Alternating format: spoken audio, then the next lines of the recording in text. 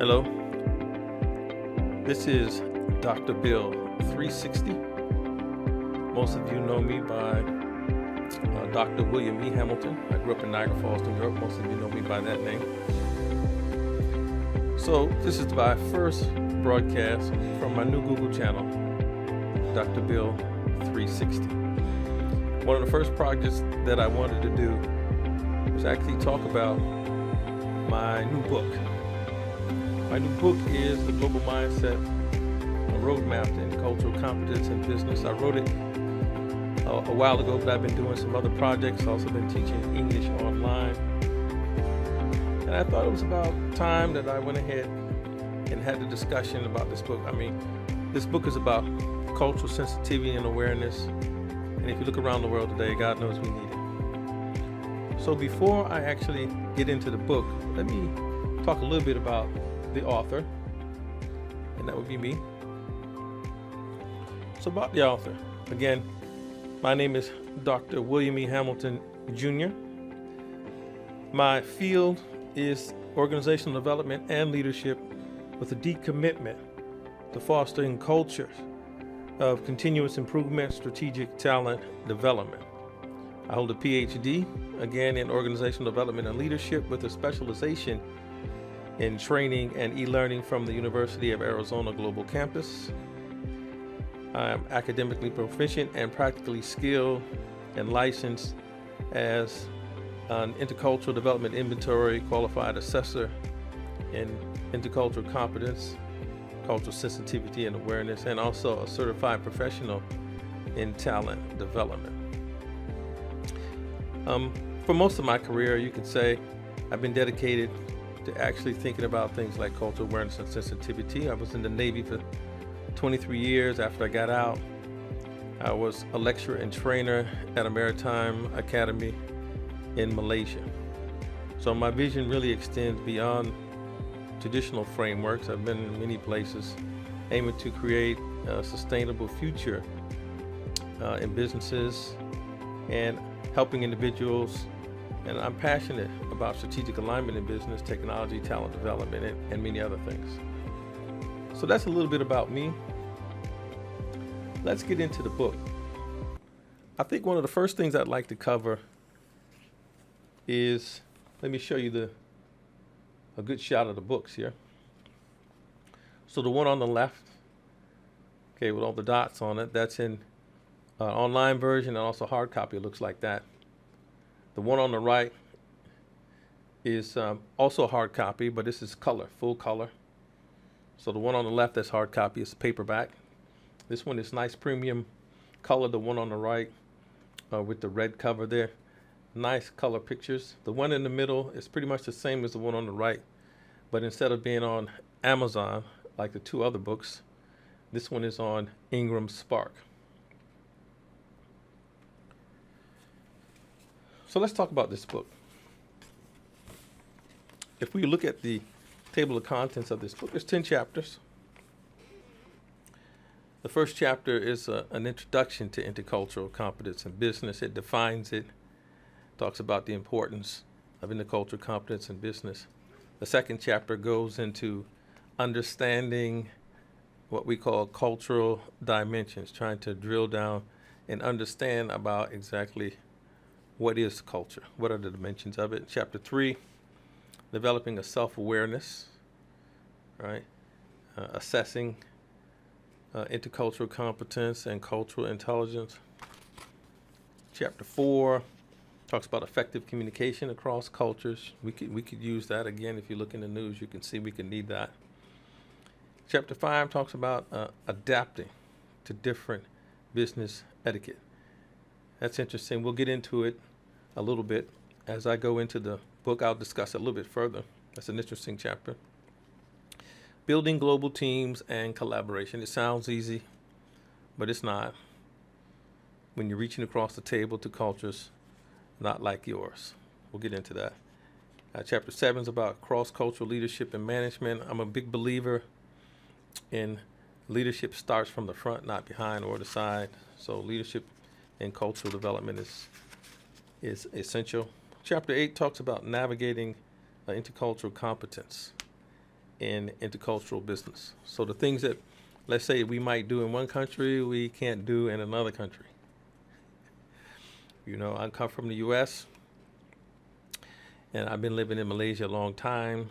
If you do many of the things that we might do in the U.S., in Malaysia, as far as managing people, it really doesn't work. I know you think, well, you know, if I did it hard enough, it'll work. Well, it won't work. Chapter 9 talks about training and development for intercultural competence. You know, designing some programs and measuring it. You know what they say, right? What gets measured gets assessed. And chapter 10 really goes into the future of intercultural competence in business. So I'll get into it. And when I post this on my channel, Dr. Bill 360, please subscribe. And also give me your comments and your thoughts and tell me some things you'd like to talk about and that were interesting to you. So as I mentioned, chapter 1 is an introduction to intercultural competence in business. So I've used this term, intercultural competence, a lot. What do we mean by it? Really, we're talking about cultural awareness and sensitivity, but let me go ahead and read this. Intercultural competence is effectively navigating and communicating across diverse cultural contexts. There are larger definitions, right? It encompasses a range of skills, knowledge, and attitudes that enable individuals to interact respectfully, adapt to different cultural norms, and build meaningful relationships with people from various backgrounds. As we introduce the topic of intercultural competence, right, there's always this question of, okay, so what? You know, why is this important in business? So let me read from page 3, the importance of intercultural competence in the business world. So in today's interconnected global marketplace, navigating and understanding different cultures is crucial for success in business, in the business world, right? So it's immensely important. It enables professionals to effectively communicate and collaborate and build relationships across diverse cultural backgrounds. We're not just doing business in the U.S., or we're not just doing business in Malaysia, right?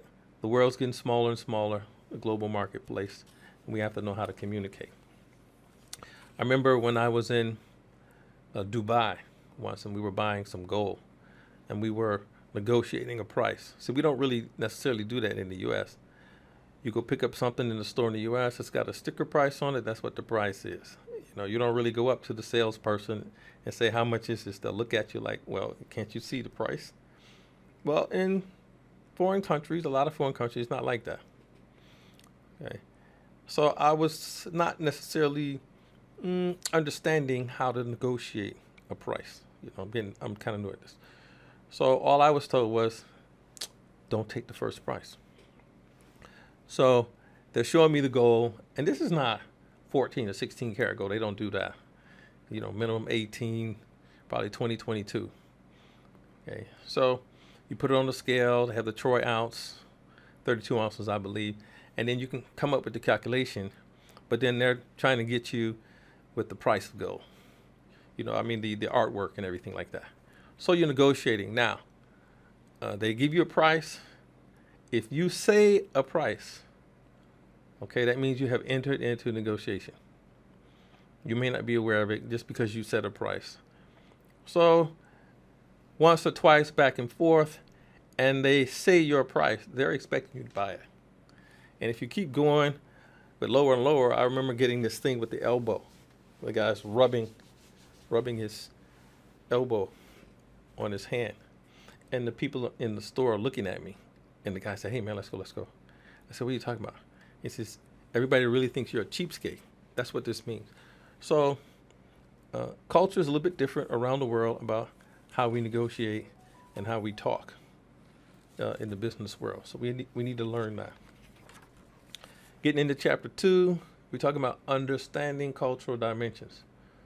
So maybe you learned it one way growing up.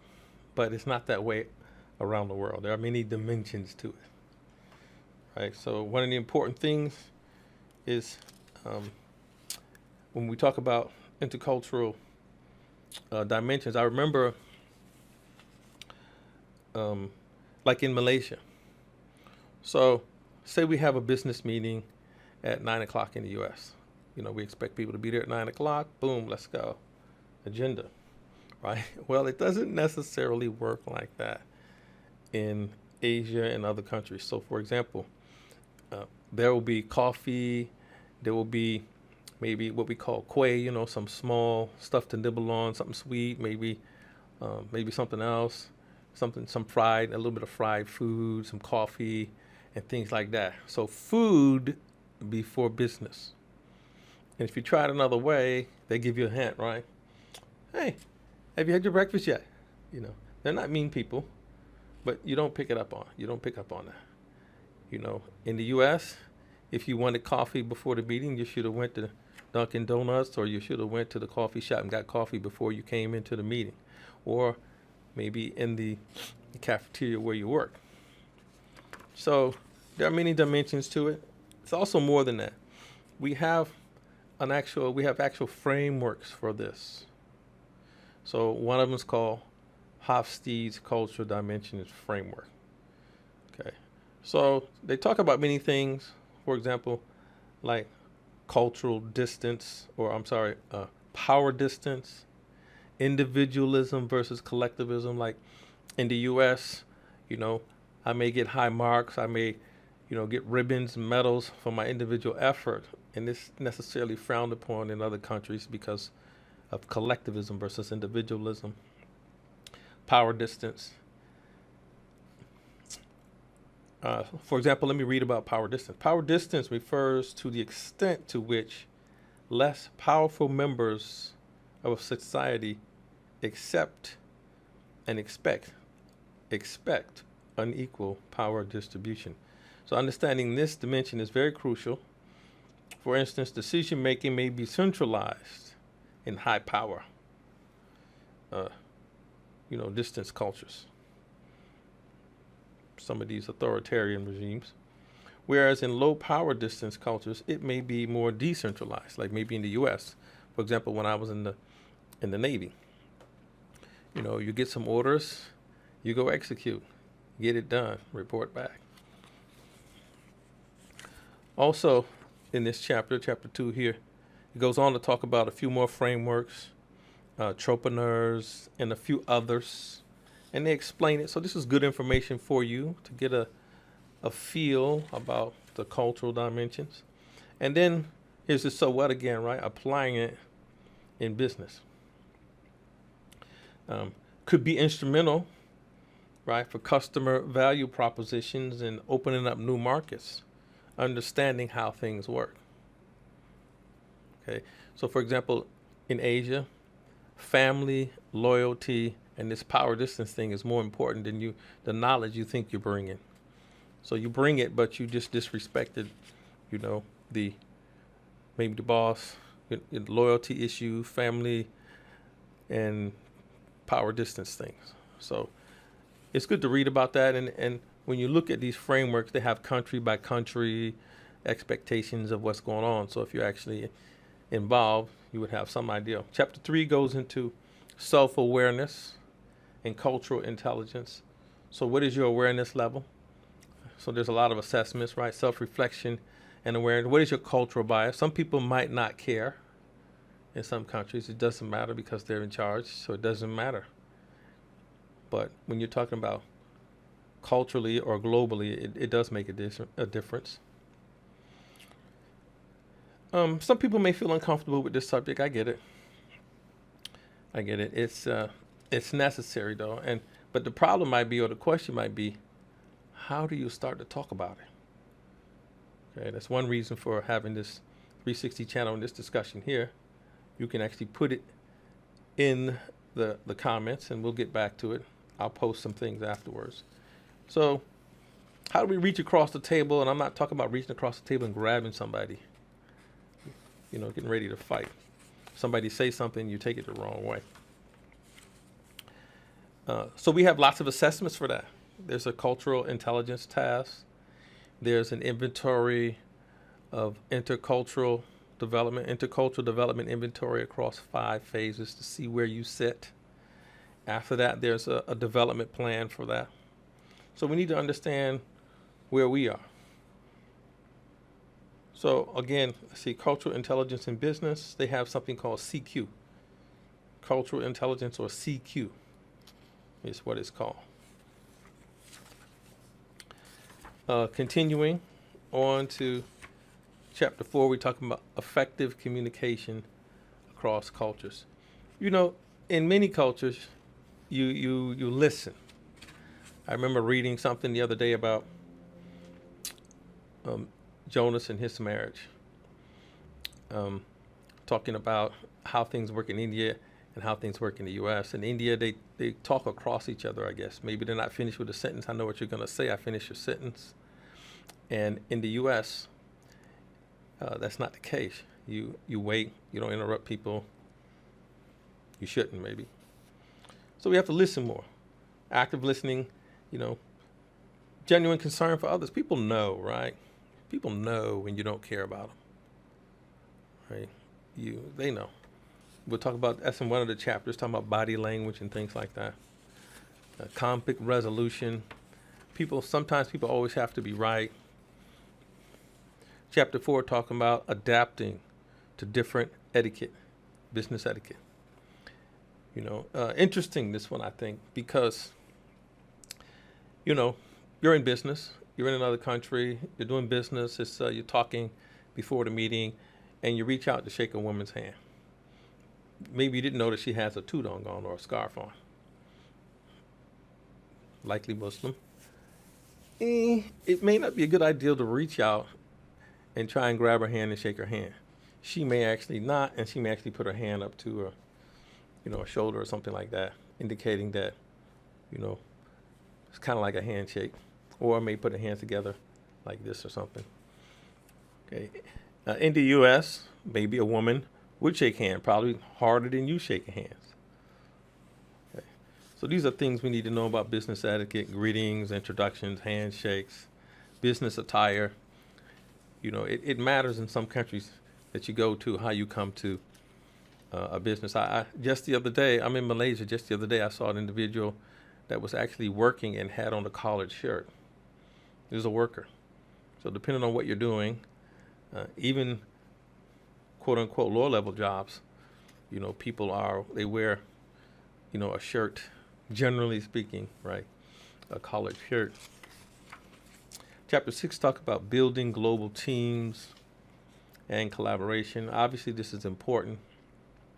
As they say, there's no I in team, as they say, right? You get respect when you give it, right? You give respect, you get it. So there are many documents. So let's say, for example, that you're learning English. I teach English also. There are ways to teach it. So when you're teaching it, you are showing and demonstrating cultural sensitivity and awareness in teaching, and they learn it. That's how that goes. So why do we need it? Right? Let's say when we're talking about collaboration and teamwork, how can we get it? And why do we need it? Improve collaboration and productivity, right? We want to increase productivity and efficiency. We also have the possibility of enhanced innovation, right? New products, diverse mindsets. If we have diversity in the workplace, then we can have different ideas, not the same ideas. Expanding global reach, you can get into maybe different markets, right? Increased employee engagement and retention, right? People feeling value, the customer also feeling value. Cost efficiency and risk mitigation, right, of attrition. People are not leaving. They say it costs what? In upwards of 3 to 4 or more times a person's annual salary to replace a person or an employee that leaves. 7 talks about cross-cultural leadership and management. I'm a big believer in management leading from the front, not the side, not behind. Leadership styles matter in this regard. especially in multicultural teams. Again, as I mentioned earlier, you can't just go in there and say, I'll fix them. You come from the U.S., you go over there, I'll get it straight. They're going to listen to me. That doesn't work.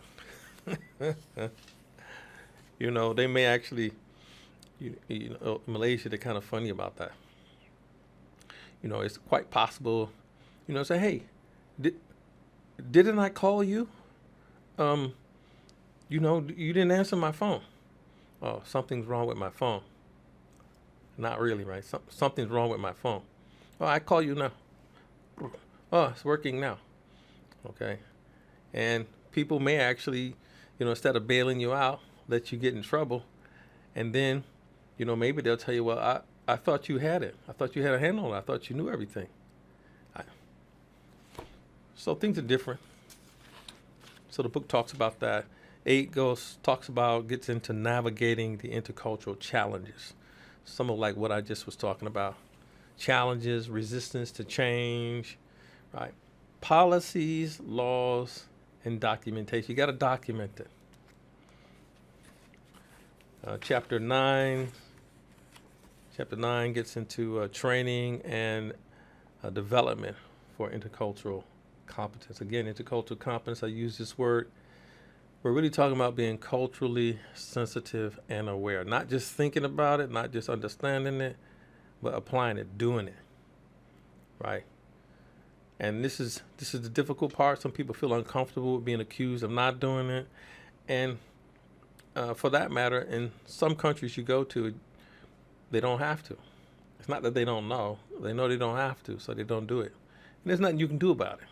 I was told this in college before, right? Yeah, so proper training. And not all training is the same. There's an old saying that says, what gets assessed or what gets measured gets assessed.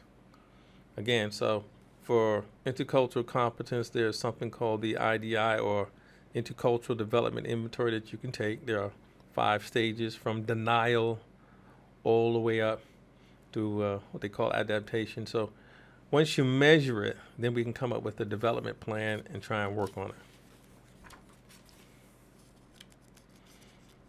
Some methods, cultural immersion, right?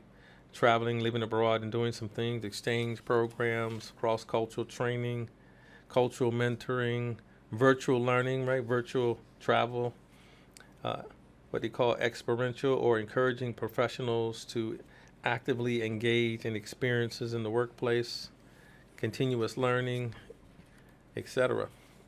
And the last chapter here, the future of intercultural competence. So what does that look like, especially in business, right? Because globalization is real. Globalization is here, and we necessarily can't stop it.